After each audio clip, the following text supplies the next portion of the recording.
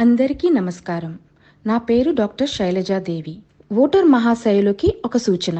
ఇటీవల జరుగుతున్న మన సార్వత్రిక ఎన్నికల్లో కొన్ని చోట్ల ఓటర్లు పోలింగ్ బూత్లో ఈవీఎం బటన్ నొక్కినప్పుడు శబ్దం రావడం లేదని, అక్కడ ఉన్న కొంతమంది అధికారుల పనితీరుపై అభ్యంతరాలు వ్యక్తం చేస్తున్నారు.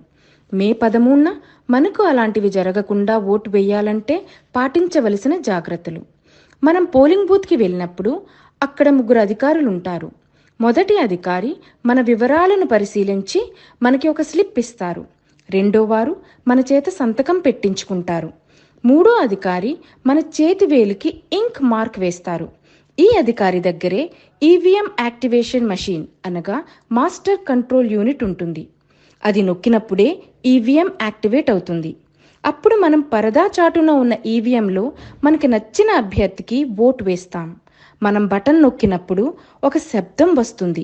వెంటనే పక్కనే ఉన్న వీవీప్యాట్లో మనం ఓటు వేసిన అభ్యర్థి పేరు, పార్టీ వివరాలు డిస్ప్లే అవుతాయి. ఒకవేళ మనం బటన్ నొక్కినప్పుడు శబ్దం రాకపోతే మన ఓట్ పడలేదు అని అర్థం. ఆ మూడో అధికారి EVM monitor control unit activate చేయలేదు అని అర్థం. మనం వెంటనే ప్రశ్నించాలి.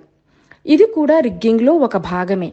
వృద్ధులు, కొత్త ఓటర్లు ఇది గమనించకుండా పోలింగ్ బూత్ నుండి వెళ్ళిపోతారు. తర్వాత బూత్లో ఉన్నవారు మన ఓట్ని మిస్యూజ్ చేస్తారు. వాళ్ళకి నచ్చిన వాళ్ళకి వేసుకుంటారు.